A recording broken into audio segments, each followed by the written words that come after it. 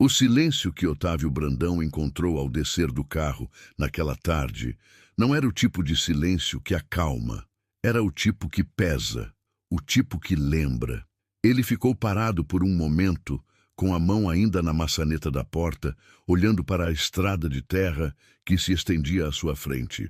Havia anos que ele não pisava naquele chão, anos que ele havia escolhido, com determinação e frieza, manter distância de tudo o que aquele lugar representava. A fazenda Santa Amélia ficava a 42 quilômetros de Cerrado Fundo, uma cidadezinha do interior de Minas Gerais que a maioria dos mapas modernos sequer se dava ao trabalho de destacar.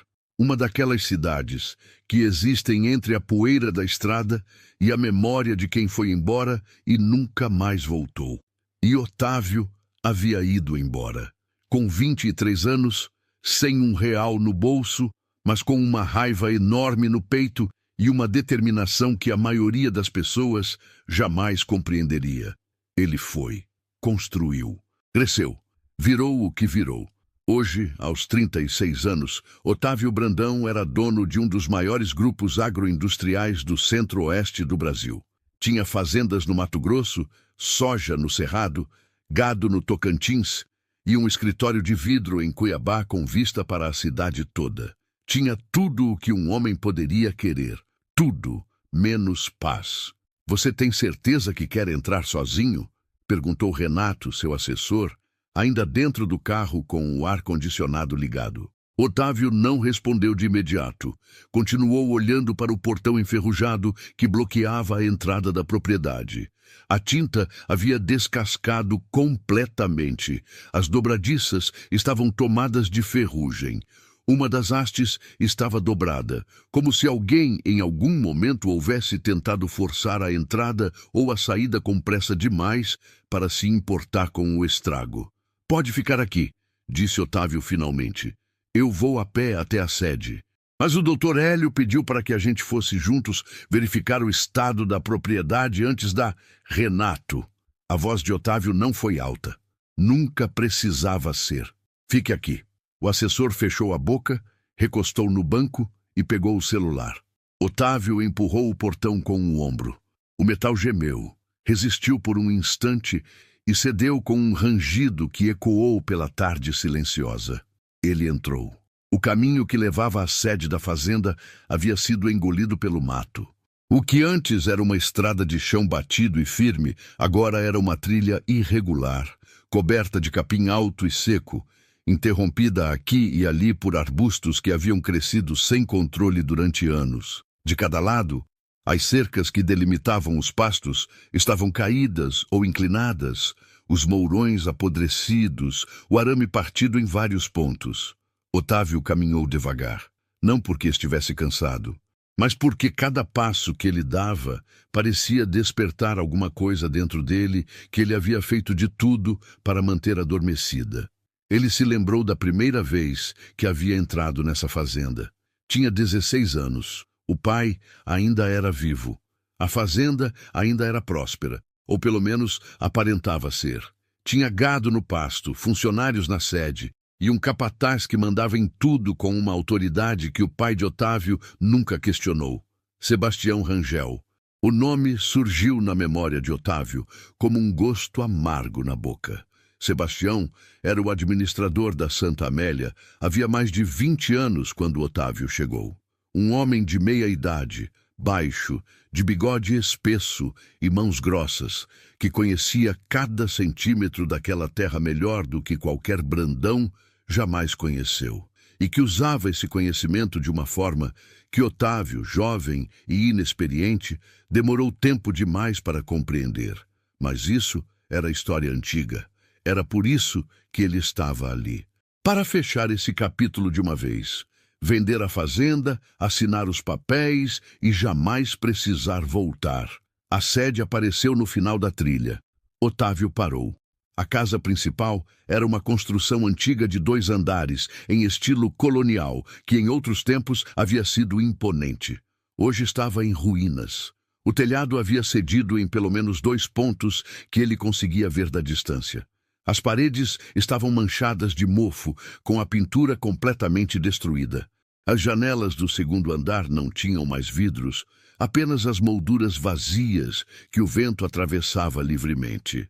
A varanda da frente havia desabado parcialmente e as vigas de madeira apodrecida formavam um monte irregular sobre as pedras do piso. Era um esqueleto, o que sobrava de uma casa que um dia havia sido lar. Otávio respirou fundo e continuou andando. Ele circundou a casa principal, sem entrar. Não havia necessidade. O corretor que havia visitado a propriedade meses atrás já havia documentado tudo. A sede estava inabitável e precisaria ser demolida antes de qualquer nova construção. O valor da fazenda estava na terra, não nas estruturas. 320 hectares de terra fértil no interior de Minas, com nascente própria e acesso a 2 córregos. Em qualquer outra situação, seria uma venda simples. Mas Otávio não havia enviado um representante.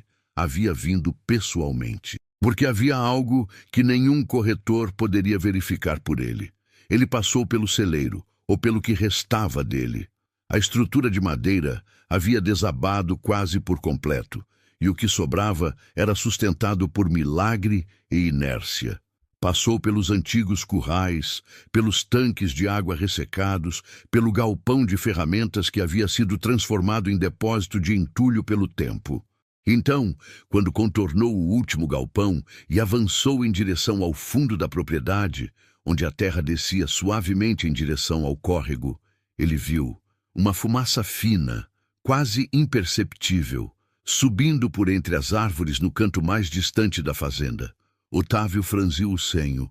O corretor havia dito que a fazenda estava desocupada. Havia dito isso com certeza. Havia garantido isso como condição essencial para a negociação com o comprador interessado. Ele começou a caminhar em direção à fumaça. O terreno ficou mais irregular, o mato mais alto. Em alguns pontos, ele teve que afastar galhos com os braços para abrir caminho. O sol já estava baixo, projetando sombras compridas entre as árvores, e o calor da tarde havia dado lugar a uma brisa que carregava o cheiro da terra seca. E então ele ouviu uma voz, baixa, quase um murmúrio. Uma mulher falando sozinha, ou talvez cantando.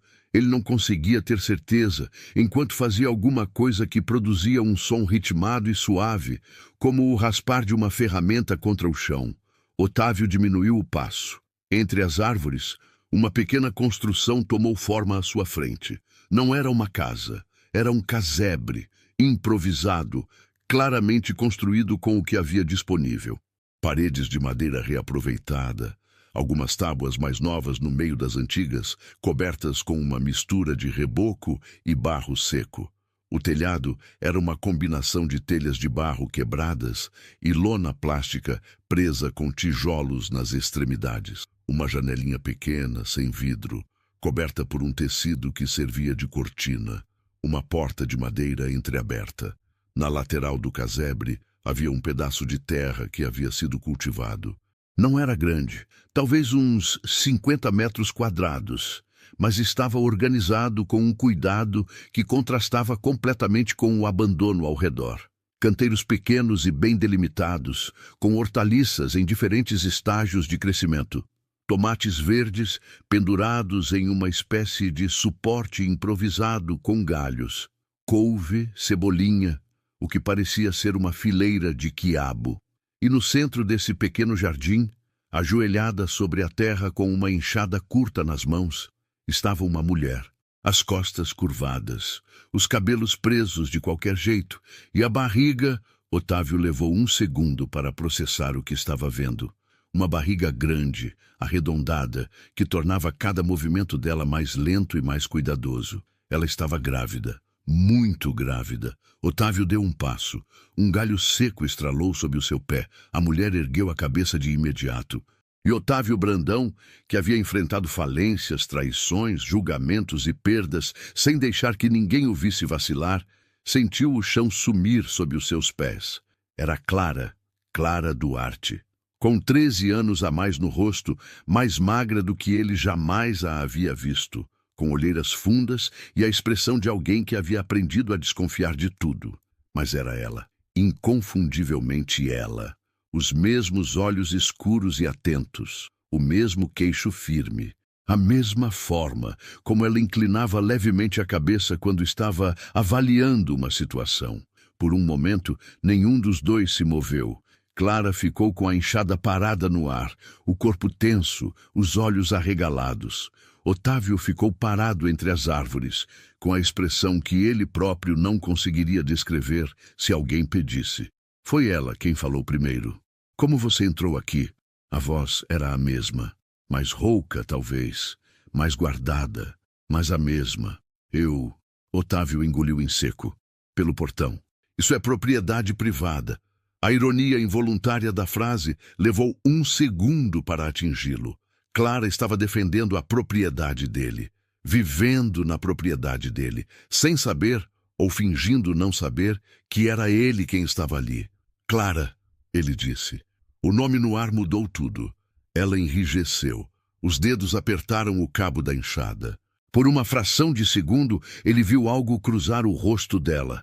Algo que ele não conseguiu nomear com precisão, porque passava rápido demais. Choque, medo, raiva, alívio, dor, tudo ao mesmo tempo e tudo de passagem.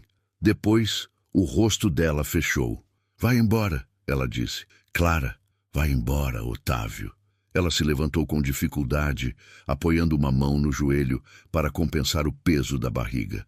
Se equilibrou, recolocou a enxada no ombro e começou a caminhar em direção à porta do casebre com passos decididos que ignoravam completamente o terreno irregular sob os seus pés. Espera, disse Otávio, dando um passo à frente. Eu preciso entender o que está acontecendo aqui. Eu não te devo nenhuma explicação. Eu não disse que você me deve. Eu disse que preciso entender. Você está morando aqui, nesse lugar, grávida. Ela parou na porta. Não se virou. Isso não é da sua conta. Essa fazenda é minha, Clara. Silêncio. Eu sei. Ela disse finalmente, ainda de costas. Por isso eu vou embora. Não é isso que eu... Me dá 3 dias. A voz dela tremeu por um segundo. Um único segundo. Antes de se firmar novamente. 3 dias e eu sumo daqui sem deixar rastro. Você vende a fazenda, fecha o negócio e a gente nunca mais precisa se ver na vida. Ela entrou no casebre e fechou a porta. Otávio ficou parado do lado de fora por um longo momento, olhando para a madeira velha da porta, como se ela fosse lhe dar alguma resposta. 3 dias. Ele não sabia ainda que 3 dias seria um tempo mais do que suficiente para desmontar 13 anos de mentiras e para mudar a vida dele de uma forma que ele jamais poderia ter previsto. Ele voltou para o carro sem dizer uma palavra a Renato sobre o que havia encontrado. Mandou o assessor de volta para a cidade com instruções de verificar o hotel e garantir que as reuniões do dia seguinte fossem canceladas. Renato foi embora com a expressão de quem tinha perguntas, mas havia aprendido que certas perguntas não valiam o preço da resposta. Otávio ficou no carro, parado na beira da estrada de terra, até o sol desaparecer completamente. Ele tentou organizar os pensamentos. Tentou colocar o que havia acabado de acontecer em alguma caixa racional que fizesse sentido. Mas toda vez que ele montava uma estrutura lógica na cabeça, a imagem voltava.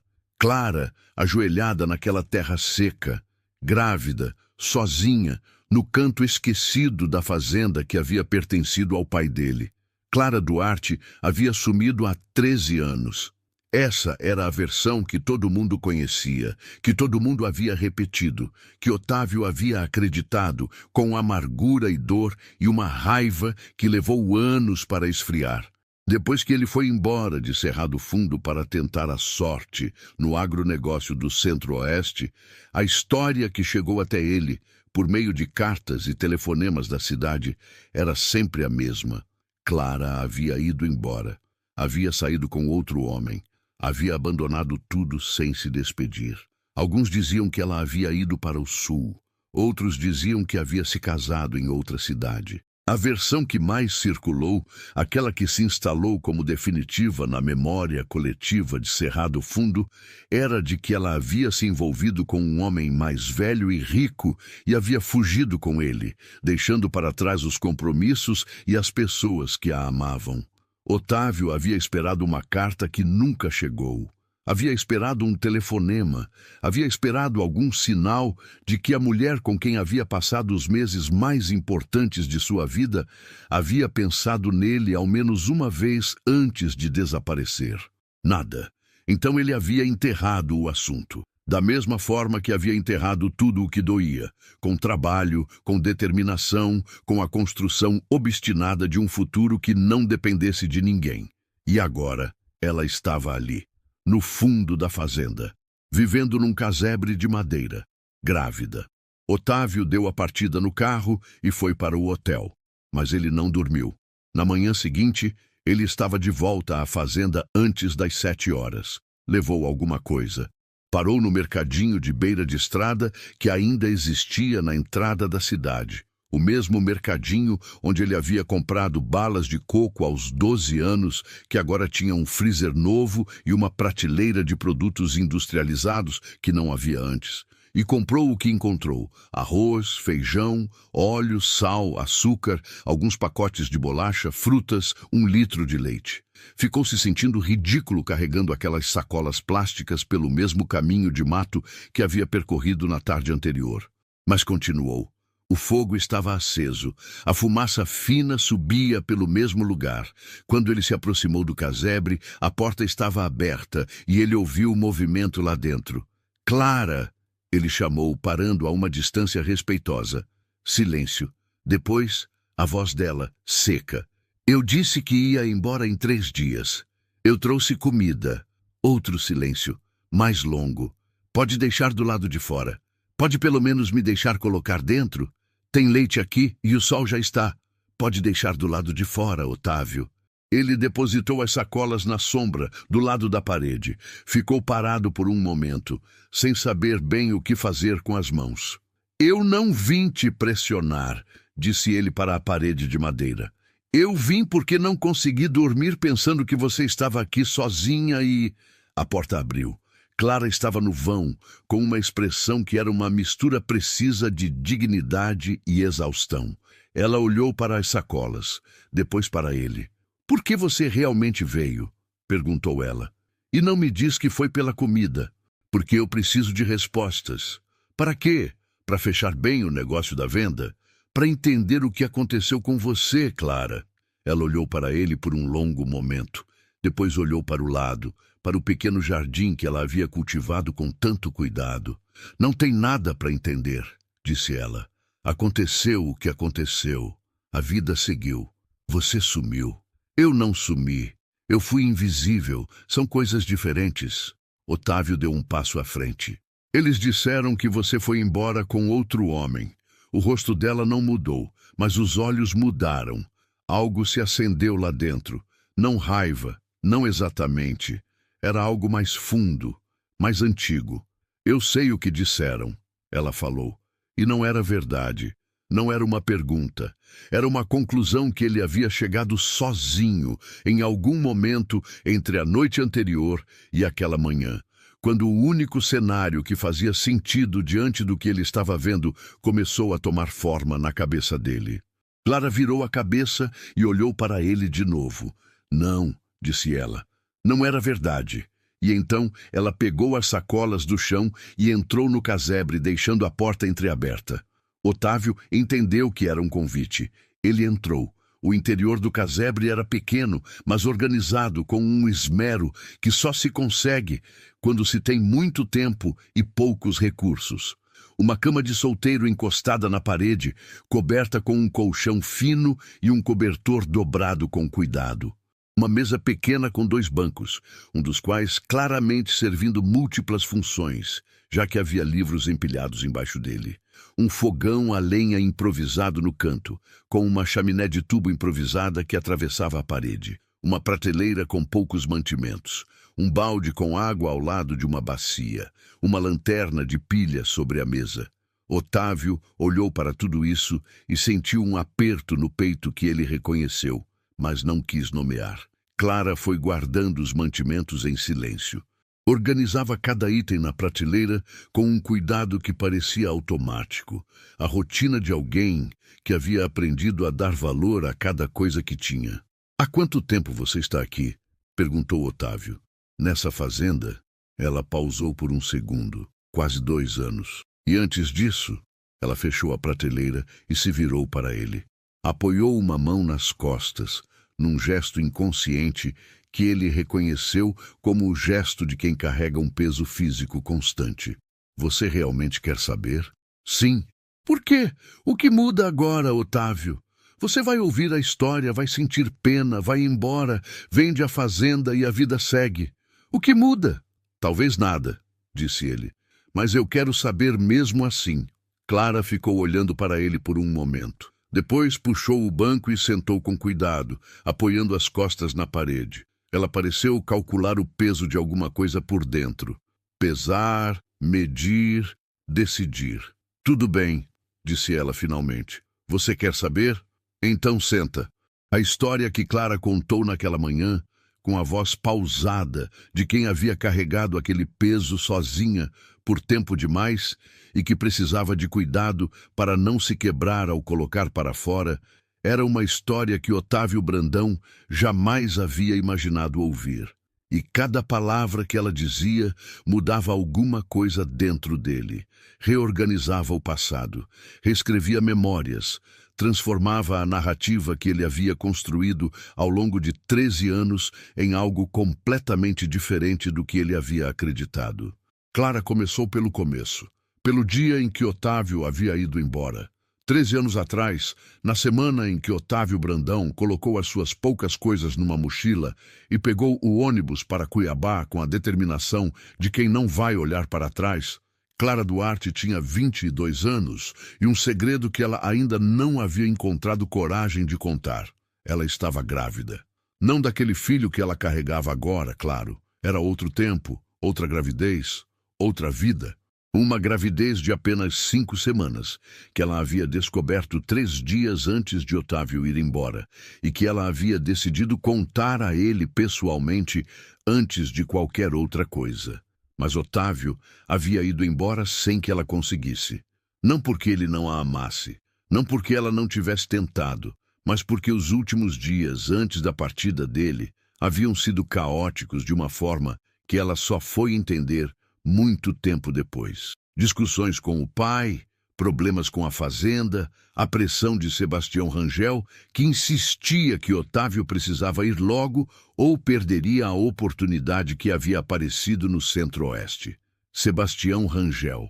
O nome entrou na história de Clara como entra uma pedra numa água parada, com ondas que se expandem e atingem tudo ao redor. Ele sabia, disse Clara com a voz firme, mas os olhos num ponto distante da parede. Sebastião sabia da gravidez antes de mim, eu acho. Não sei como. Talvez tenha ouvido alguma coisa. Talvez alguém na farmácia tenha comentado. Em cidade pequena, qualquer coisa que você faz tem testemunha. E o que ele fez com essa informação? Perguntou Otávio. Ele estava sentado no outro banco, com os cotovelos nos joelhos, imóvel. Ele esperou você ir embora, disse Clara. Esperou você embarcar naquele ônibus. E 3 dias depois, apareceu na casa da minha mãe. Ela fez uma pausa. Reorganizou as palavras dentro dela. Minha mãe trabalhava para a fazenda havia 15 anos. Lavava roupa, fazia comida, essas coisas. Ela dependia desse salário. Sebastião foi até lá e disse que tinha um recado do seu pai.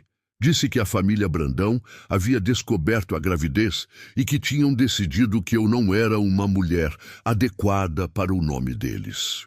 Disse que se eu ficasse na cidade, tentasse contato com você, ou tentasse usar a gravidez como forma de me aproximar da família, minha mãe seria demitida e nunca mais conseguiria emprego em Cerrado Fundo. Disse que a família tinha como garantir isso. O silêncio que se instalou no casebre depois dessas palavras tinha textura, tinha peso. Você acreditou nele? A voz de Otávio saiu mais dura do que ele pretendia.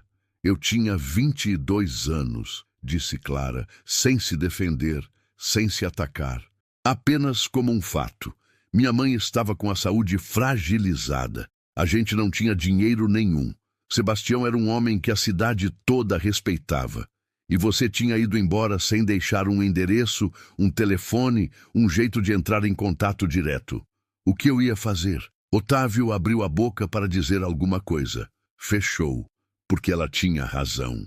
Ele havia ido embora sem deixar um jeito de ser encontrado. Não por crueldade, mas por um tipo de orgulho jovem e estúpido que achava que construir alguma coisa primeiro era mais importante do que manter a conexão com quem havia deixado para trás. Eu perdi o bebê com 8 semanas, disse Clara, com a voz neutra como quem descreve um fato clínico. Sozinha, sem dinheiro para médico. Minha mãe não sabia. Eu não contei para ninguém. Pausa. Mas Sebastião ficou sabendo disso também. Como? Porque ele tinha alguém de olho em mim. Eu demorei para perceber, mas tinha. Uma vizinha da minha mãe que era amiga dele, que passava informações. Clara olhou para as mãos. Quando ele soube que eu havia perdido o bebê, ele voltou. Dessa vez, com uma proposta diferente. Ela se levantou com cuidado, foi até a prateleira e pegou um copo de água. Bebeu devagar. Ficou de costas por um momento. Ele disse que sabia que eu tinha tentado entrar em contato com você. E era verdade, eu tinha enviado uma carta para o endereço que consegui pelo pai de uma amiga que conhecia alguém em Cuiabá.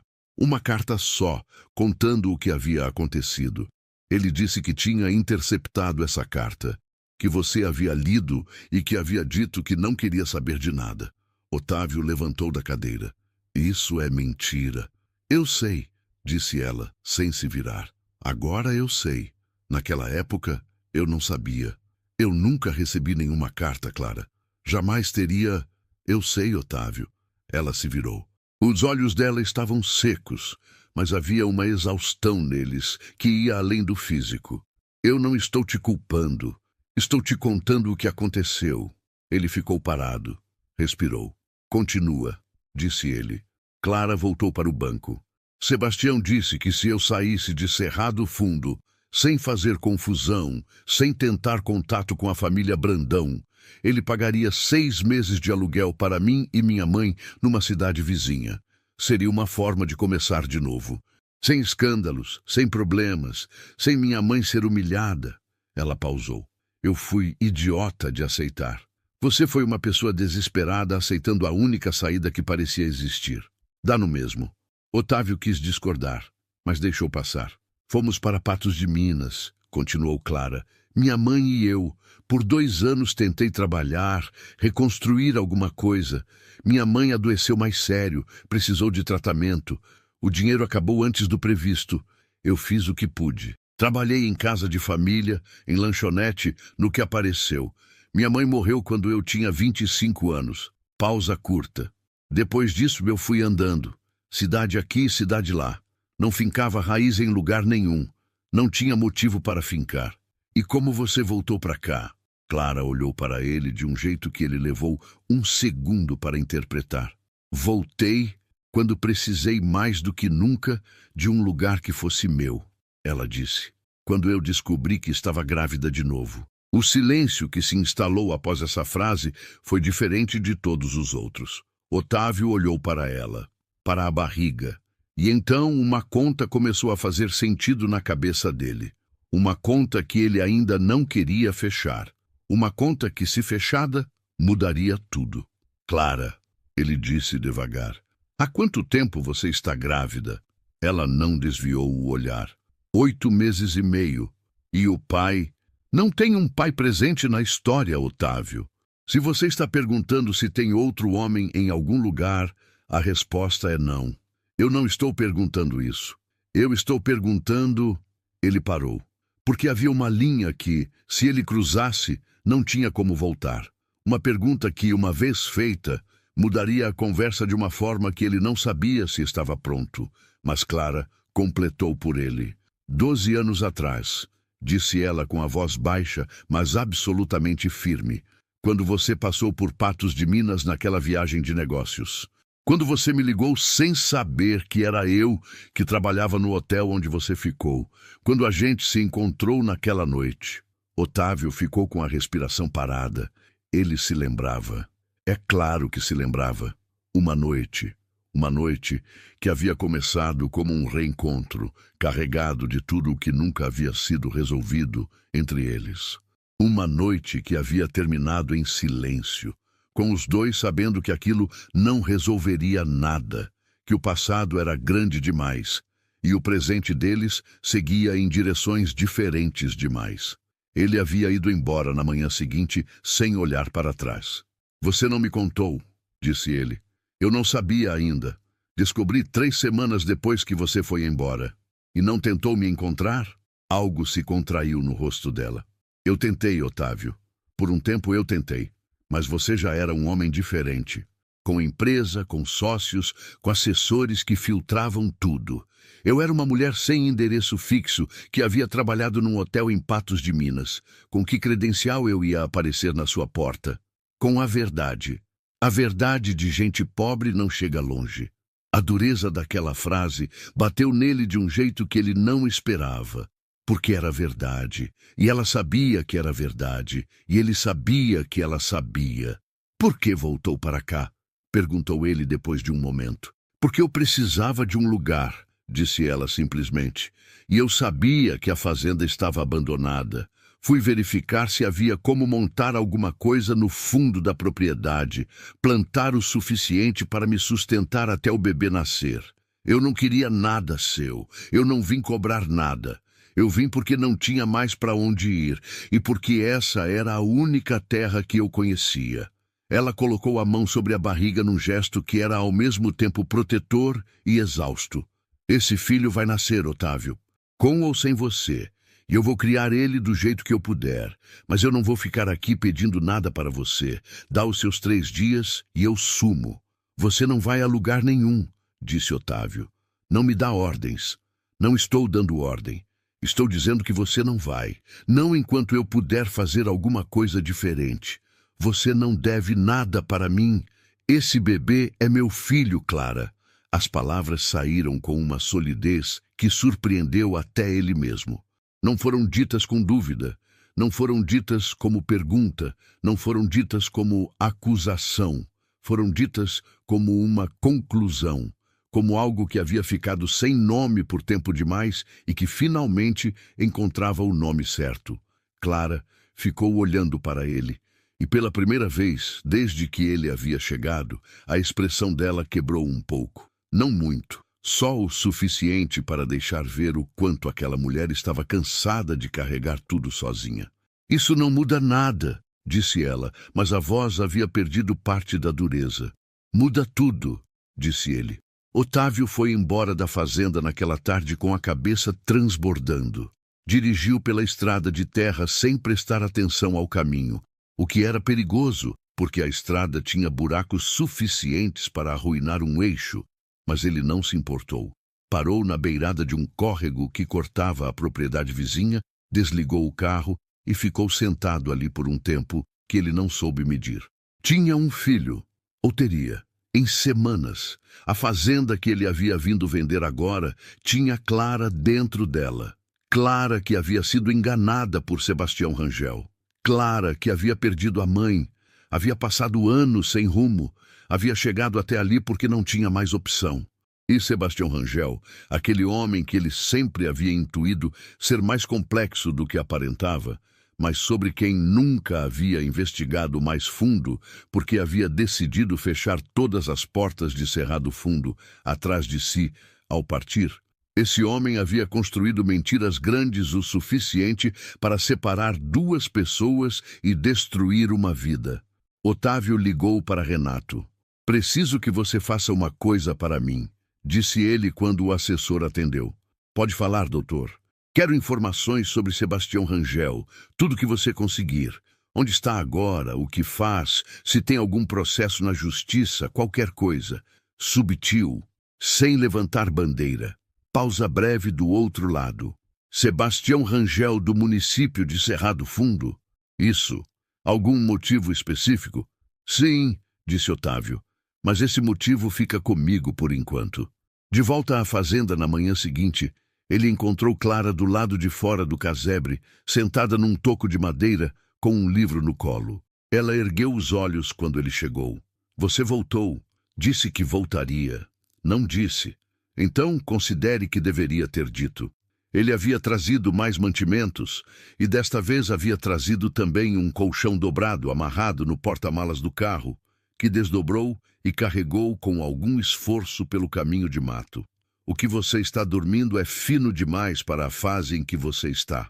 Clara observou ele carregar o colchão com uma expressão entre o orgulho ferido e o cansaço que vence o orgulho. Você não precisa fazer isso. Preciso sim. Otávio. Clara. Ele parou na porta do casebre e a olhou.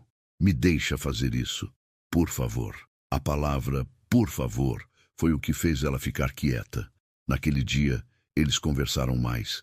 Não sobre o passado pesado, não sobre os anos perdidos, não sobre os planos, mas sobre coisas pequenas que, somadas, formavam um retrato. Clara contou sobre o jardim, sobre quais plantas havia conseguido fazer crescer e quais haviam morrido no primeiro mês. Contou sobre os animais silvestres que apareciam de vez em quando na beira do córrego. Contou sobre uma noite de chuva forte em que o telhado havia vazado e ela havia ficado acordada até o amanhecer com um balde na mão. Otávio ouviu tudo. Não tentou resolver. Não tentou transformar cada coisa em um problema a ser consertado, embora sua cabeça estivesse cheia de soluções para cada coisa que ela descrevia. À tarde, quando o sol estava mais ameno, ele caminhou com ela pela propriedade, devagar, no ritmo que ela conseguia manter. Clara foi mostrando a fazenda do jeito que ela havia aprendido a conhecer, não como um empresário ou um herdeiro, mas como alguém que havia vivido naquela terra e havia prestado atenção nela com necessidade real de sobrevivência. Essa nascente ainda é forte, disse ela, apontando para um ponto entre as árvores, onde a água brotava constante entre as pedras. No verão ela baixou um pouco, mas nunca secou. A terra aqui no fundo é boa. Se alguém investir direito, dá para fazer muita coisa. Eu sei, disse Otávio. Vai vender mesmo? Ele ficou um momento sem responder. Vim aqui com essa intenção. E agora? Ele olhou para ela, para a barriga, para as mãos dela que haviam trabalhado aquela terra por quase 2 anos, com quase nenhum recurso. Agora eu não sei, disse ele, mas sei que vender essa fazenda não está mais no topo da minha lista de prioridades. Clara olhou para ele por um momento. Depois, olhou para a nascente. Não quero que você mude seus planos por mim, disse ela. Eu não pedi para ser um problema a ser resolvido. Você não é um problema. Você é... Ele parou, buscou a palavra certa e não a encontrou imediatamente. Você é a pessoa que eu devia ter protegido e não protegi. E isso é uma dívida que eu quero acertar. Você não me devia proteção.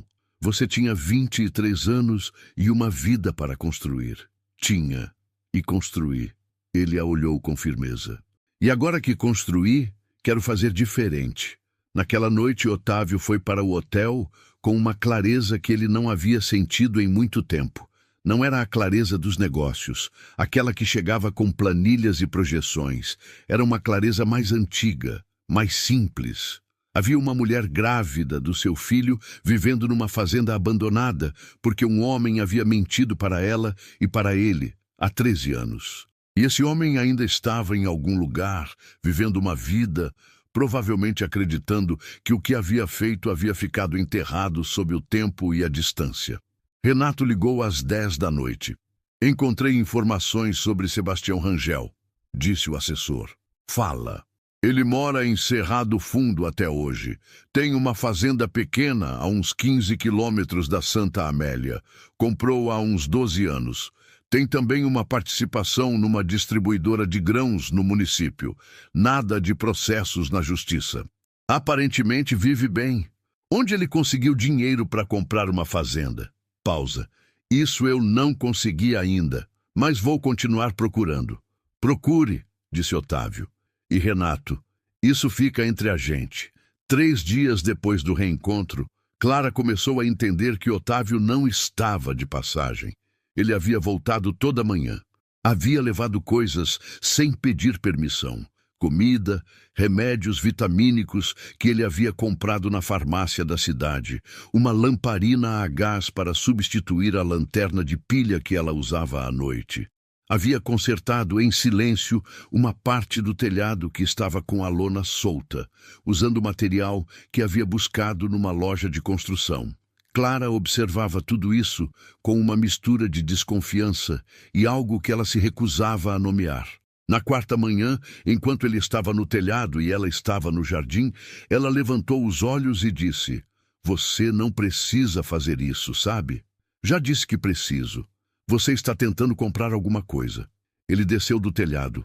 Ficou parado na frente dela. "O que eu estaria tentando comprar?" "Não sei." Consciência tranquila. Absolvição. Ela encarou os olhos dele.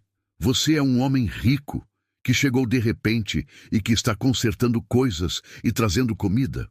Esse é o comportamento de alguém que quer se sentir bem consigo mesmo, não de alguém que realmente se importa."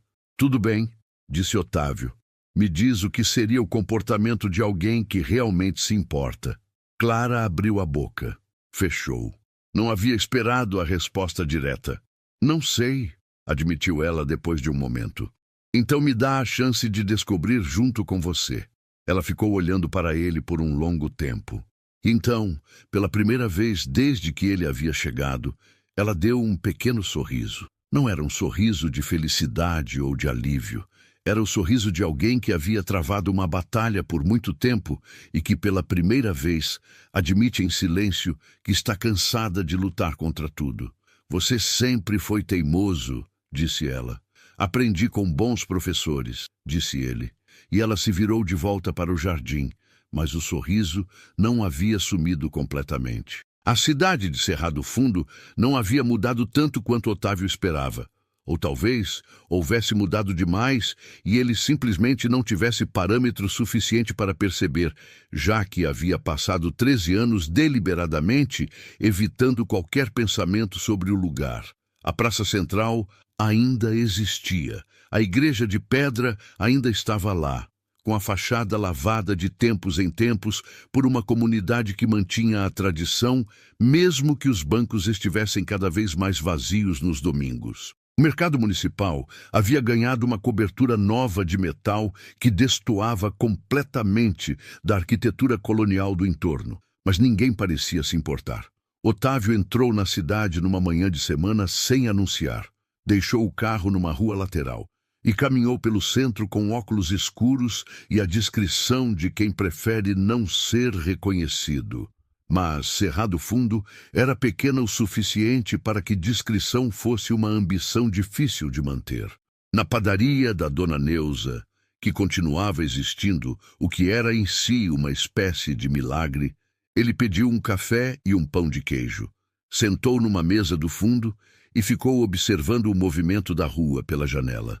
Não demorou muito. "Otávio Brandão?" A voz veio de uma mesa ao lado.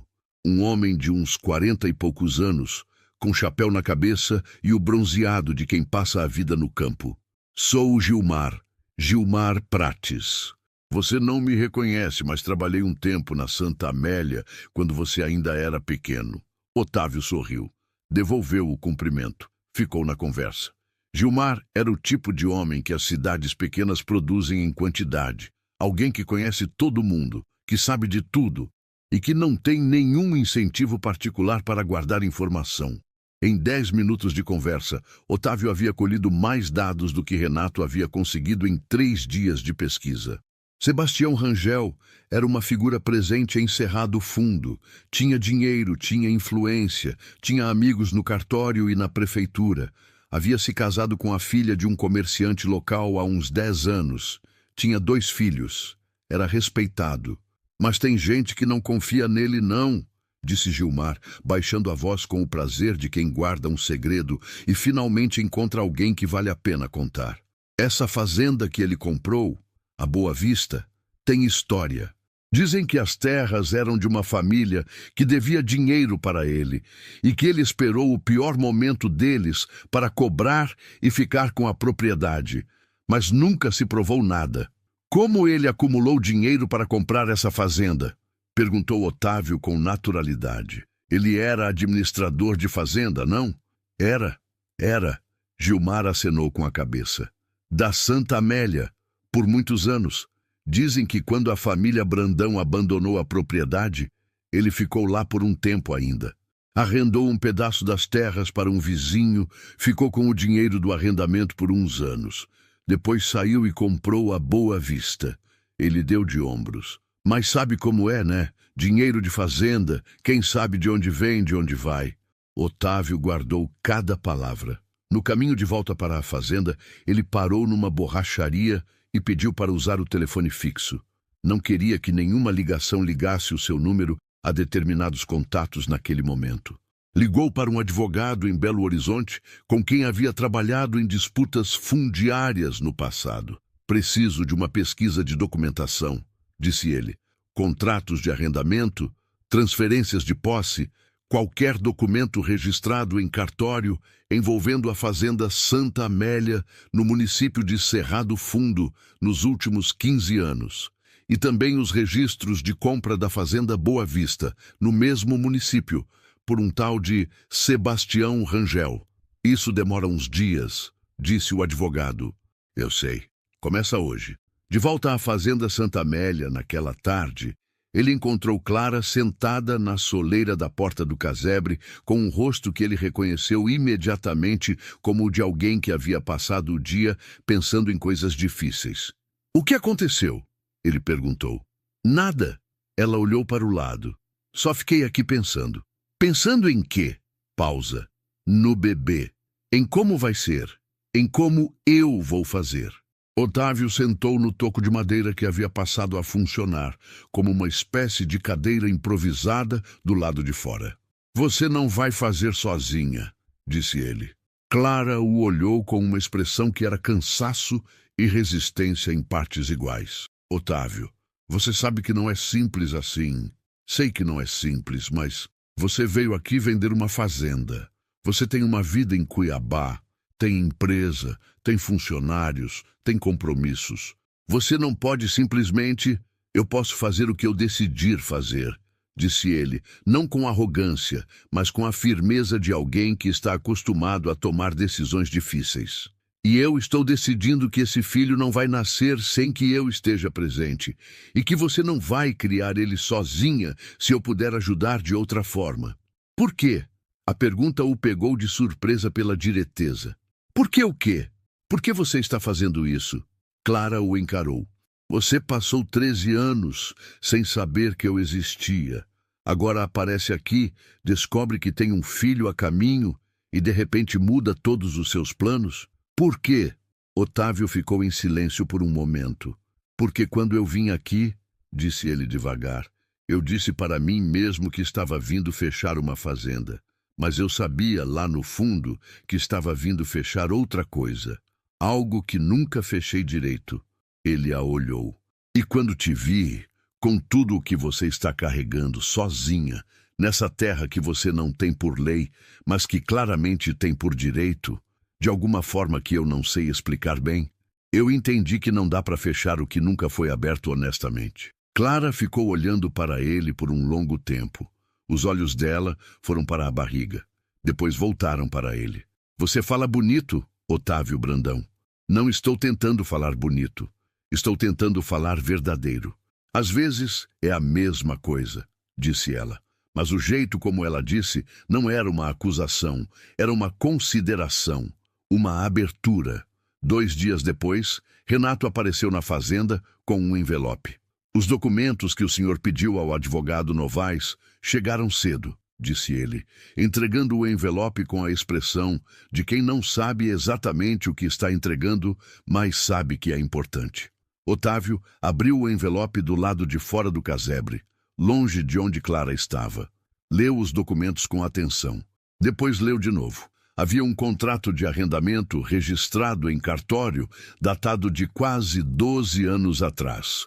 O arrendatário era uma empresa chamada Agropecuária Rangel Lida, empresa que, verificando o documento seguinte, havia sido aberta no mesmo mês em que o contrato de arrendamento foi assinado. O arrendador, na documentação, estava representado por um procurador.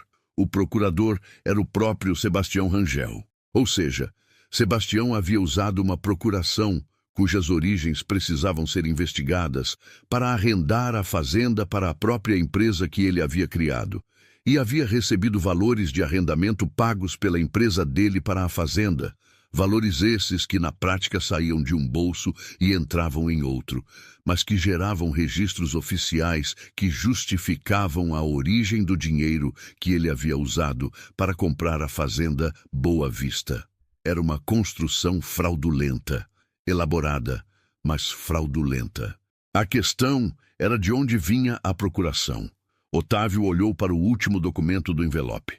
Era uma fotocópia do instrumento de procuração. Outorgante, Geraldo Brandão. O pai de Otávio, morto havia 8 anos. Data do documento: 2 meses antes da morte do velho. O pai havia assinado uma procuração para Sebastião Rangel 2 meses antes de morrer. O que significava que, ou o pai havia assinado conscientemente, sabendo o que estava dando, ou havia sido manipulado num momento de fragilidade. Otávio dobrou os documentos, colocou de volta no envelope e ficou parado olhando para o horizonte da fazenda por um longo tempo. Havia uma resposta para essa pergunta, e ele precisava encontrá-la. Mas a busca por essa resposta precisaria de cuidado, porque se Sebastião havia construído essa estrutura durante anos, havia a possibilidade de que ainda tivesse conexões com pessoas que poderiam querer que ela permanecesse enterrada. À noite, sentado do lado de fora do casebre com Clara, com o céu do interior aberto acima deles e cheio de estrelas que a cidade nunca deixava ver tão bem, Otávio perguntou: Clara, você sabe se Sebastião apareceu alguma vez por aqui depois que você chegou? Ela ficou em silêncio por um momento. Uma vez, disse ela, faz uns 4 meses. Ele estava de carro, parou na beira da estrada lá perto do portão. Ficou olhando para dentro da propriedade por um tempo. Eu me escondi. Você acha que ele te viu? Não sei, mas fiquei com medo por uns dias depois disso. Depois passou. Otávio assentiu devagar, processando. Por que você pergunta? Disse ela. Porque acho que Sebastião tem razões para querer que essa fazenda continue abandonada, disse ele. E que o que ele fez com você há 13 anos foi mais calculado do que pareceu na época. Clara ficou em silêncio. Depois disse: Eu já pensei nisso, que não foi só crueldade. Que ele precisava que eu fosse embora por algum motivo que eu não entendia na época. Você estava certa. O que ele fez, Otávio? Ele hesitou por um momento. Depois decidiu que ela tinha direito de saber. Contou sobre os documentos, sobre o arrendamento, sobre a procuração do pai, sobre a fazenda Boa Vista. Clara ouviu tudo sem interromper.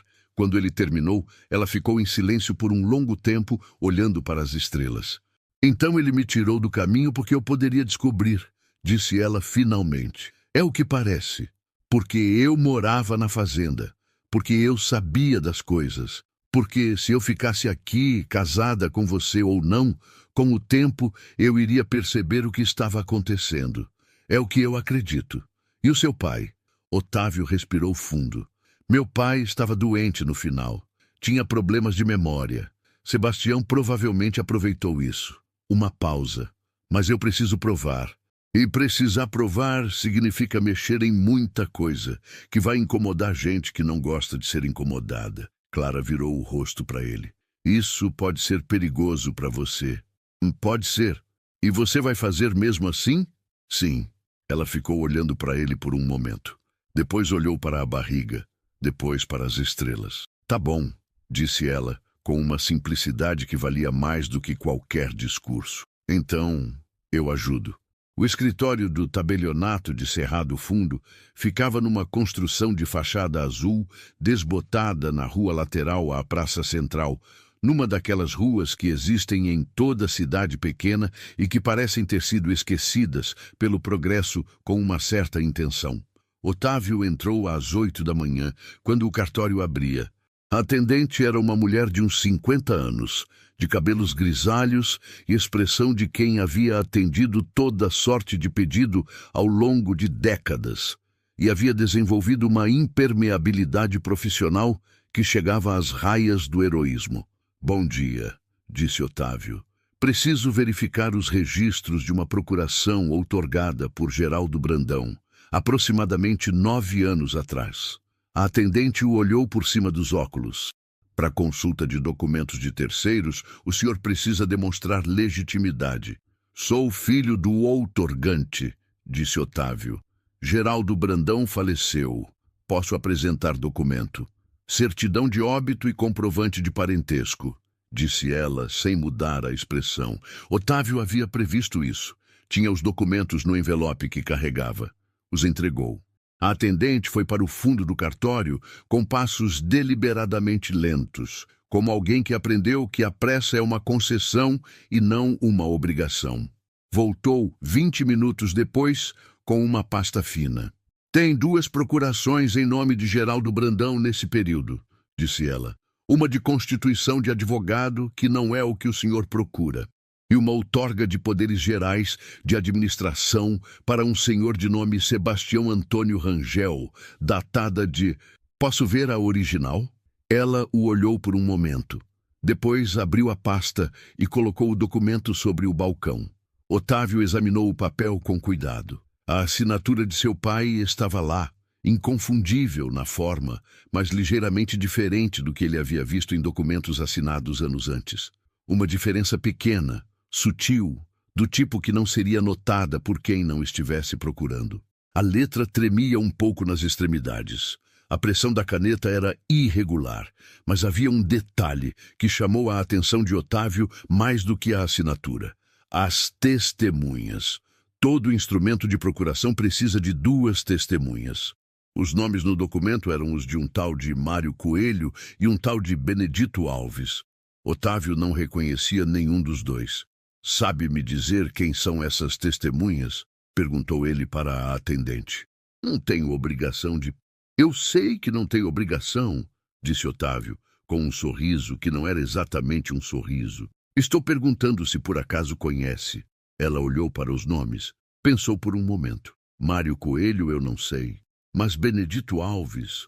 Ela franziu o senho levemente. Acho que era cunhado do Sebastião Rangel, mas não tenho certeza. Otávio fez uma anotação mental. Posso tirar uma cópia? Pode. Naquela tarde, enquanto Renato rastreava os endereços de Mário Coelho e Benedito Alves, Otávio voltou para a fazenda para encontrar Clara mais agitada do que nos dias anteriores. Aconteceu alguma coisa, disse ela quando ele chegou. O quê? Esta manhã, enquanto você estava na cidade, passou um carro na beira da estrada. Ficou parado por uns minutos. Eu não consegui ver quem estava dentro, mas o carro era uma caminhonete branca, velha, com uma mancha de ferrugem na lateral. Otávio ficou tenso por dentro, mas manteve a voz calma. Você ficou aqui dentro o tempo todo? Fiquei. Ela o olhou. Mas, Otávio, se Sebastião sabe que você está aqui investigando, ele não sabe o que eu estou investigando. Sabe que eu estou aqui para vender a fazenda. Isso é tudo que ele tem razão para suspeitar por enquanto. Mas se ele me viu quando foi aqui há 4 meses, mesmo que tenha visto, não tem como saber quem você é, a não ser que alguém tenha te reconhecido na cidade. Você foi à cidade alguma vez desde que chegou? Poucas vezes. Compras rápidas. Tentei sempre ser discreta. Então é provável que ele não saiba que você está aqui. O carro pode ter sido coincidência. Clara não parecia convencida. E Otávio, honestamente, também não estava. De qualquer forma, disse ele, preciso que você fique fora do campo de visão por enquanto. Não porque você não seja capaz de se cuidar, disse ele quando ela abriu a boca, mas porque você está com quase 9 meses de gravidez e eu prefiro errar pelo lado do cuidado. Ela ficou em silêncio por um momento. Depois, você tem uma alternativa? Tenho. Tem um hotel pequeno em Cerrado Fundo, discreto. Você poderia ficar lá por alguns dias, pelo menos até eu resolver a parte mais sensível disso. Hotel custa dinheiro, Clara. Ela o olhou. Eu tenho dinheiro, disse ele simplesmente. Deixa eu usar. Outro silêncio. Depois ela disse, não é o dinheiro que me incomoda, é depender. Eu sei, mas às vezes depender de alguém não é fraqueza, é só inteligência. Ela ficou olhando para ele por um longo tempo, e então disse, com uma voz que guardava mais do que as palavras, você mudou. Todo mundo muda. Você mudou de um jeito específico. Ela pausou. Ficou mais presente do que era antes. Antes, eu tinha muita pressa de chegar em algum lugar, disse ele. Acho que aprendi que às vezes o lugar para onde você está com pressa de chegar não é o mais importante. Clara desviou o olhar, mas ele viu o canto da boca dela se mover. Ela foi para o hotel no dia seguinte. Otávio foi junto para garantir o quarto. Pagou por uma semana e ficou na recepção enquanto ela subia. Antes de entrar no elevador, um elevadorzinho velho e lento que gemia em cada andar, ela se virou. Otávio. Oi. Obrigada. Ela disse a palavra como alguém que não está acostumada a dizê-la e que precisou de um esforço deliberado para deixá-la sair. Por tudo. Pelos últimos dias. Não precisa agradecer. Preciso sim. Ela o olhou com uma seriedade que ele sentiu ir fundo. Você poderia ter chegado aqui, me encontrado naquela situação e ter feito de conta que não me conhecia. Poderia ter chamado a polícia para me tirar da propriedade e ter vendido a fazenda e ido embora. Muita gente faria isso. Eu não sou muita gente. Eu sei, disse ela. E então o elevador chegou, ela entrou e a porta se fechou. Renato encontrou Mário Coelho através de registros de endereço na prefeitura. O homem morava num bairro simples de Cerrado Fundo. Havia trabalhado por anos como motorista de uma transportadora local e estava aposentado há 2 anos. Otávio foi visitá-lo sem avisar, numa tarde de sol forte que deixava a cidade com o aspecto adormecido das cidades do interior em dias de semana. Mário Coelho era um homem magro, de cabelos completamente brancos e mãos que tremiam levemente. Não de medo, mas da idade. Atendeu a porta com a cautela de quem não espera visitas e não tem costume de receber estranhos. Boa tarde, disse Otávio. Meu nome é Otávio Brandão. Sou filho do Geraldo Brandão. O senhor assinou como testemunha numa procuração que meu pai outorgou para Sebastião Rangel, há cerca de 9 anos. Preciso conversar com o senhor sobre isso. O rosto de Mário Coelho mudou. Uma mudança pequena, quase imperceptível, mas que Otávio havia aprendido a ler em anos de negociação. O rosto de alguém que havia esperado, em algum lugar lá no fundo, que aquele assunto algum dia voltaria. Pode entrar, disse o velho, depois de um momento. A conversa com Mário Coelho durou 1h30. O que o velho contou não era a história de um criminoso. Era a história de uma pessoa comum, sem grandes recursos ou posições de poder, que havia sido colocada numa situação em que o custo de fazer a coisa certa parecia alto demais. Mário havia trabalhado na transportadora cujo principal cliente era a distribuição de grãos da região, incluindo os produtos da fazenda Santa Amélia nos anos em que ela ainda produzia. Sebastião Rangel havia usado essa conexão de trabalho para aproximar Mário do círculo de pessoas que ele controlava discretamente. Quando chegou o momento de assinar como testemunha da procuração, Sebastião havia apresentado a situação de forma simples. O velho Geraldo Brandão estava com a saúde debilitada. Precisava de alguém de confiança para administrar os negócios da fazenda e a procuração era uma formalidade necessária. Mário não havia feito perguntas. Havia assinado. Mas o senhor Geraldo estava lúcido quando assinou? Perguntou Otávio. Mário Coelho ficou em silêncio por um momento que disse mais do que qualquer resposta. Ele estava... O velho escolheu as palavras com cuidado. Ele estava com dificuldade naquele dia. Às vezes ficava confuso, não reconhecia as pessoas direito. Uma pausa. Eu devia ter dito alguma coisa. Eu sei disso, mas eu precisava do trabalho. E Sebastião era um homem de influência. O senhor estaria disposto a declarar isso formalmente? Outro silêncio, mais longo. Se eu declarar isso formalmente, Sebastião vai saber que fui eu. O senhor está aposentado. O senhor não depende mais dele ou de qualquer um ligado a ele. Minha filha trabalha na distribuidora dele. Otávio assentiu devagar. Esse era o tipo de emaranhado que Sebastião havia construído com cuidado ao longo de anos. Não apenas corrupção, mas dependência. Uma teia de favorecimentos e vulnerabilidades que garantia o silêncio de quem sabia das coisas. Posso garantir que sua filha não seja afetada, disse Otávio. Financeiramente, se necessário. Você pode garantir isso? Posso. Mário Coelho ficou olhando para as mãos que tremiam sobre os joelhos. Por um longo momento, o único som no cômodo era o ventilador de teto girando lentamente acima deles. Me dá uma semana para pensar, disse o velho finalmente. Tudo bem, disse Otávio. E antes de sair, deixou um cartão com o seu número. Se o senhor precisar de qualquer coisa antes disso, pode me ligar. Naquela mesma noite, Otávio passou pelo hotel para ver como Clara estava. Ela havia descansado, tomado banho, comido uma refeição decente no restaurante do andar de baixo e estava sentada na cama com um caderno no colo. O que é isso? Perguntou Otávio. Estou escrevendo, disse ela. Tudo que eu me lembro, datas, nomes, coisas que vi, coisas que Sebastião disse. Ela ergueu os olhos. Serve de alguma coisa? Otávio ficou parado por um momento e então sentiu algo que era muito próximo de orgulho. Serve, disse ele. Serve muito. Clara continuou escrevendo. Otávio puxou a cadeira e ficou sentado ao lado dela, e por um longo tempo nenhum dos dois precisou dizer nada. Havia uma facilidade entre eles que não deveria existir. Não depois de tanto tempo, não depois de tanto que havia acontecido entre a última vez que estiveram juntos e esse momento. Mas estava lá, como se o tempo não houvesse apagado nada de essencial. Você se lembra do dia que a gente foi pescar no córrego? Disse ela de repente, sem levantar os olhos do caderno. Otávio sorriu. Você ficou com raiva porque eu peguei peixe, e você não. Eu fiquei com raiva porque você ficou gozando por horas.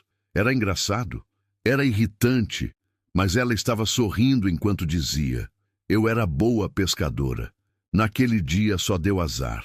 6 horas sem pegar nada. Não foram 6 horas, foram pelo menos 4. 3, 4.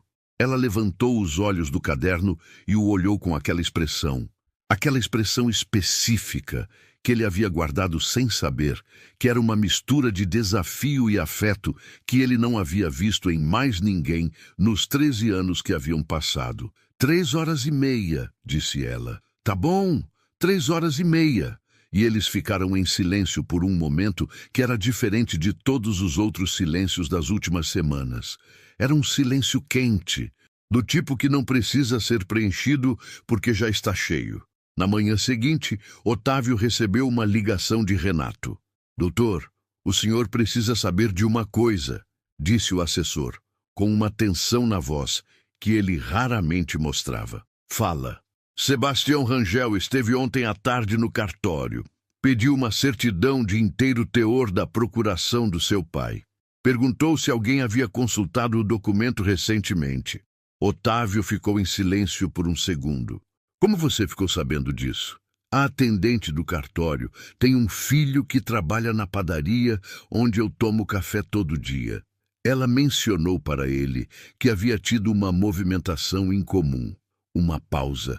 Acho que o senhor foi reconhecido quando foi ao cartório ontem, doutor. Ou alguém o informou. Também é possível. Otávio processou rápido. Sebastião sabe que estou fazendo perguntas, mas ainda não sabe o que eu encontrei. Preciso que você agilize o processo com o advogado Novaes. Quero que ele mova o que for necessário para bloquear qualquer transferência ou alteração nos registros da Fazenda Santa Amélia e da Procuração. Hoje.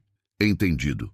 E Renato, se alguém te perguntar sobre o estado da negociação da fazenda, você diz que o negócio está avançando normalmente, que eu vim verificar a propriedade e que a venda está em andamento. Nada mais. Certo. Uma pausa. O senhor está bem? Estou. cuida da sua parte. Ele foi ao hotel imediatamente depois e contou a Clara o que havia acontecido. Ela ouviu com aquela quietude que ele havia aprendido a reconhecer não como passividade, mas como concentração. Ele vai tentar fazer alguma coisa, disse ela quando Otávio terminou. Provavelmente, mas as medidas legais vão dificultar. Qualquer movimentação de documentos vai ficar registrada e o advogado vai ser notificado imediatamente. Isso basta? Por enquanto, sim. O que ele mais teme não é uma ação judicial imediata. O que ele mais teme é que a verdade saia. Uma vez que a história vire processo, ela se torna pública. Clara ficou em silêncio por um momento. Otávio, tem uma coisa que eu não te contei ainda. Ele a olhou. Quando eu saí de Cerrado Fundo há 13 anos, Sebastião me entregou um envelope. Disse que era o dinheiro para os 6 meses de aluguel que ele havia prometido. Ela foi até a bolsa que estava em cima da mesa, abriu e tirou um envelope amarelado. Eu nunca gastei esse dinheiro. Nunca abri o envelope. Eu guardei por todos esses anos porque tinha uma sensação de que um dia precisaria dele. Ela entregou o envelope para Otávio. Ele o abriu com cuidado. Dentro havia dinheiro. Notas antigas, parcialmente deterioradas pelo tempo, mas ainda intactas. E junto com o dinheiro, um papel dobrado. Otávio desdobrou o papel. Era uma espécie de recibo informal, escrito à mão pela caligrafia que ele já havia aprendido a reconhecer como a de Sebastião. Dizia, em termos vagos mas inequívocos, que o valor entregue a Clara Duarte era referente a um acordo de saída e silêncio sobre assuntos relacionados à fazenda Santa Amélia e família Brandão. Era pequeno, era informal, mas era uma confissão. Sebastião havia documentado o próprio esquema, com a confiança de quem jamais imaginou que aquele papel voltaria. Clara, disse Otávio, com uma voz que ele não conseguiu manter completamente firme. Você guardou isso por 13 anos. Eu não sabia o que era, mas sabia que era importante. Ele olhou para ela, para o papel, para a barriga onde o filho deles estava prestes a chegar ao mundo. Esse papel vai mudar tudo, disse ele. E pela primeira vez em muitos dias, o que ele sentia não era apenas determinação. Era algo mais parecido com alívio. O processo correu de uma forma que os advogados chamam de célere, e que na prática significa apenas que o suficiente havia se acumulado para que o peso da verdade fosse maior do que o da mentira. Mário Coelho decidiu falar. Veio ao escritório do advogado Novaes, em Belo Horizonte, numa manhã de semana, com o filho ao lado para dar apoio moral, e assinou sua declaração com a mão trêmula e o rosto de alguém que havia carregado aquilo por tempo demais. Não foi uma decisão que tomou de leveza. Foi a decisão de um homem velho que havia chegado a um ponto da vida em que o custo de continuar calado era maior do que o custo de falar. Benedito Alves, o cunhado de Sebastião, a segunda testemunha da procuração, não foi localizado. Havia se mudado para outro estado anos atrás, e os rastros levavam para endereços desatualizados. Mas com Mário Coelho depondo, com o papel do envelope de Clara, com os registros de arrendamento e as inconsistências na procuração, o material que o advogado Novaes levou ao Ministério Público era suficiente para abrir uma investigação formal. Sebastião Rangel foi notificado numa quinta-feira de manhã. Otávio soube da notificação através de Renato, que soube através do advogado, que soube através de um contato no fórum. Estava com Clara no hotel quando a mensagem chegou.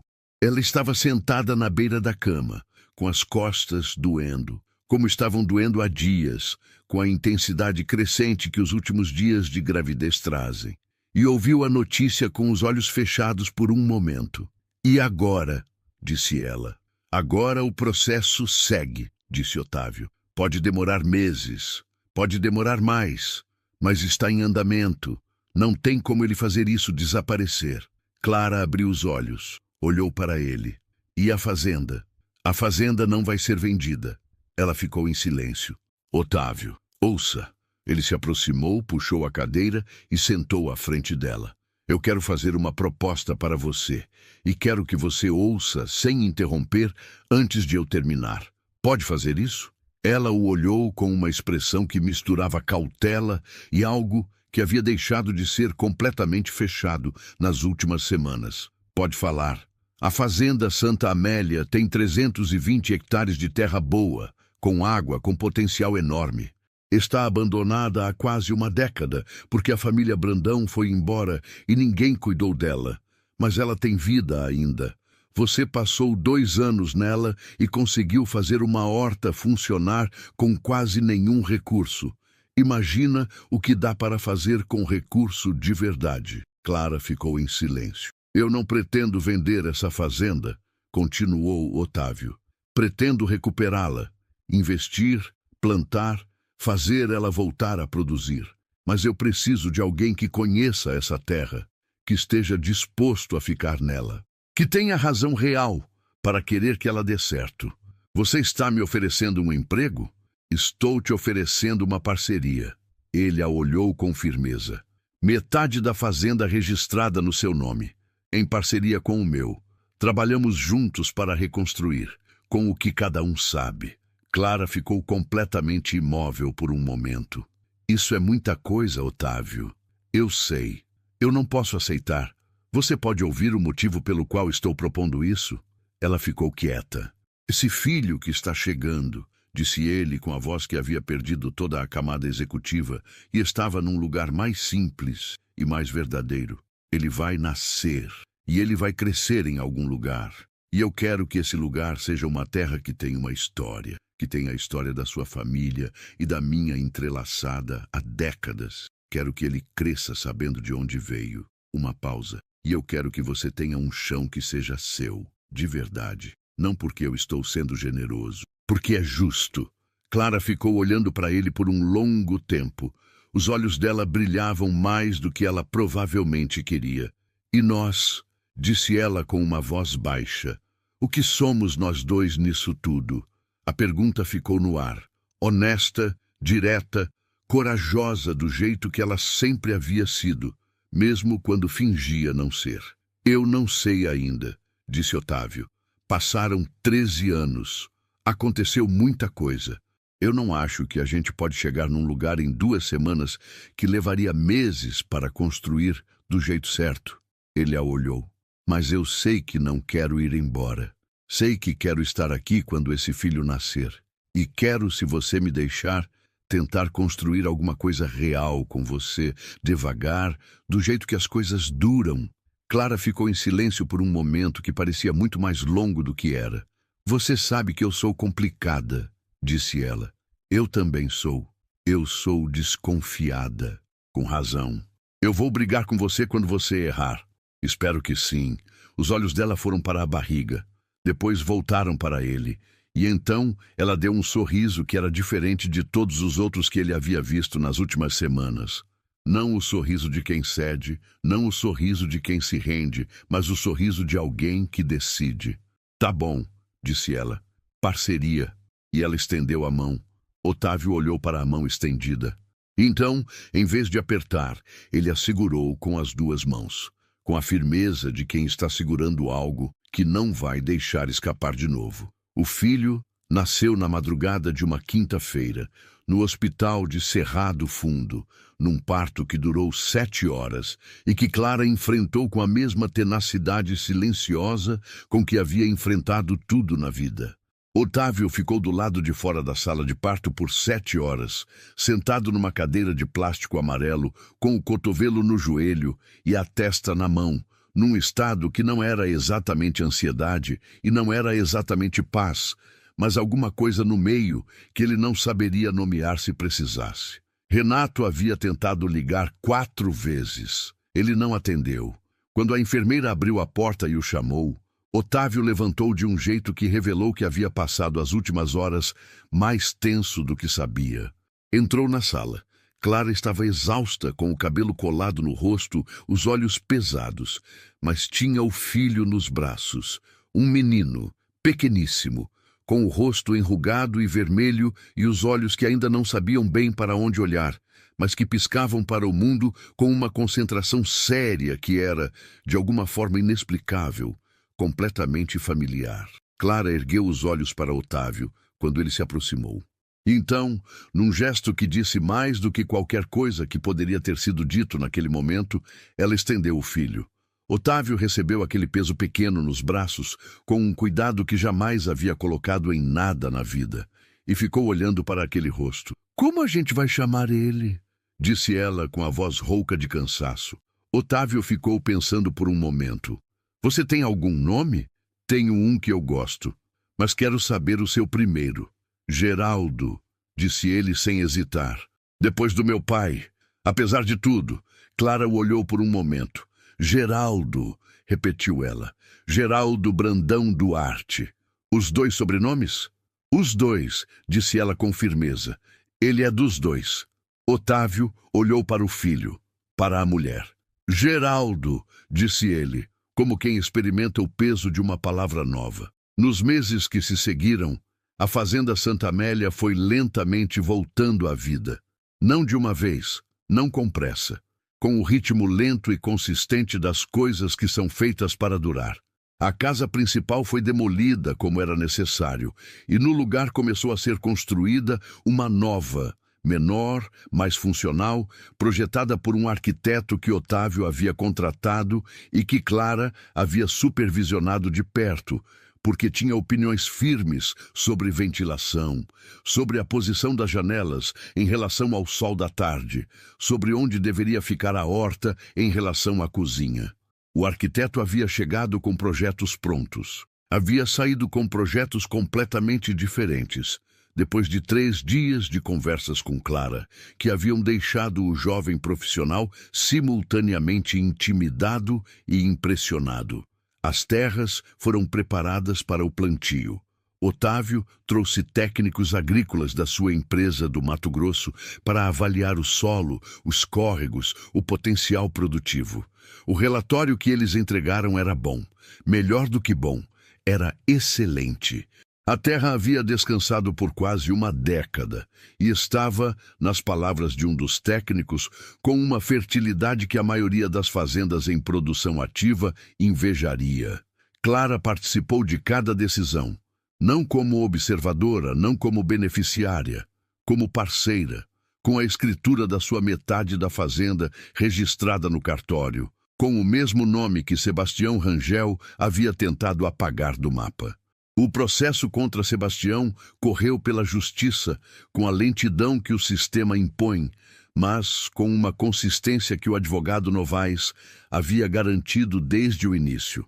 A investigação do Ministério Público confirmou o que os documentos indicavam.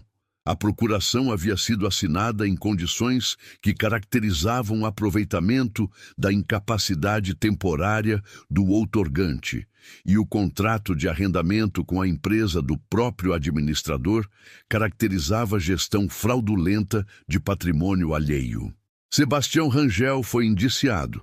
A fazenda Boa Vista, adquirida com dinheiro obtido fraudulentamente, entrou num processo de constrição judicial que duraria anos, mas que já o havia privado da tranquilidade com que havia vivido até então. Ele tentou uma vez, apenas uma vez, entrar em contato com Otávio por meio de um intermediário, com uma proposta de acordo que envolvia devolução parcial de valores e pedido de não continuidade do processo. Otávio não respondeu, não por vingança. Vingança é uma coisa que consome energia que ele precisava em outro lugar, mas porque havia coisas que não se resolvem em acordos particulares, e a história de Clara, o que havia sido feito com ela, os anos roubados, a dor que havia sido deliberadamente causada, era grande demais para ser encerrada num envelope com dinheiro. Numa tarde de fim de ano, com o calor do interior pesando sobre a terra seca, mas com a promessa da primeira chuva da temporada escurecendo o horizonte, Otávio encontrou Clara sentada no que seria a varanda da nova casa, ainda em obra, com paredes de tijolo aparente e o cheiro de cimento fresco no ar. Ela tinha Geraldo no colo, O menino estava acordado, olhando para o céu com aquela expressão de espanto concentrado que os bebês têm e que o mundo trata de suavizar com o tempo. Otávio sentou ao lado dela. Por um momento, nenhum dos dois disse nada. Está pensando em quê? Ele perguntou. Em muita coisa, disse ela. Em como esse bebê um dia vai crescer e vai querer saber a história desse lugar.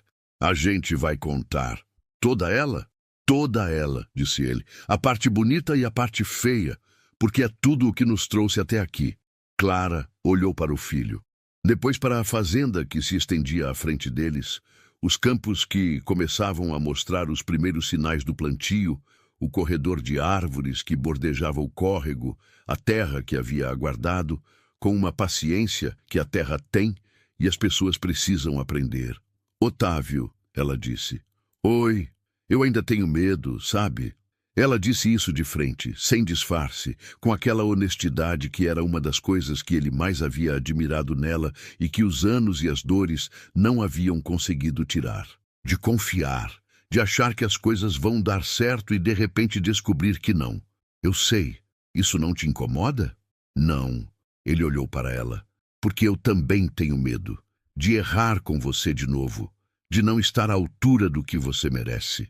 Uma pausa. Mas eu prefiro ter medo do lado de cá do que certeza do lado de lá. Clara ficou em silêncio por um momento. E então encostou levemente o ombro no dele. Um gesto pequeno, simples, que não era ainda tudo o que poderia vir a ser entre eles, mas que era real, era presente, era um começo. As primeiras gotas de chuva chegaram antes do pôr do sol. Geraldo ergueu os braços na direção das gotas, com a seriedade de quem está vendo uma coisa importante pela primeira vez. E os dois adultos ao seu lado, com todas as suas histórias, todas as suas cicatrizes, toda a distância que havia ficado para trás e toda a construção que ainda estava pela frente, ficaram olhando para ele e para a chuva com o silêncio de quem entende, finalmente, que algumas coisas só chegam quando é a hora certa. A terra da Santa Amélia havia esperado. Como terra boa, sempre espera. E quando a chuva chegou, chegou com força. Fim. Antes de encerrar, um recado especial para quem chegou até aqui. Se essa história tocou o seu coração, se você ficou aqui do começo ao fim, torcendo pelo Otávio, pela Clara e pelo pequeno Geraldo, então você já sabe o valor do que construímos juntos nesse canal. Histórias como essa existem porque você está do outro lado, assistindo, sentindo, se emocionando. Então faz um favor enorme para a gente. Se inscreve no canal agora mesmo, se ainda não fez isso. Ativa o sininho de notificações para não perder nenhuma história nova. Deixa o seu like, porque isso ajuda demais o canal a crescer e a levar essas histórias para mais pessoas. E comenta aqui embaixo. O que você achou dessa história? Qual foi o momento que mais te emocionou? E a pergunta que a gente adora: de onde você está assistindo esse vídeo? Conta para a gente nos comentários. Você vai se surpreender com a diversidade de lugares de onde nossa família de espectadores assiste. Tem gente de todo o Brasil, de Portugal, de países que a gente nem imagina. Muito obrigado por fazer parte desse canal. Até a próxima história.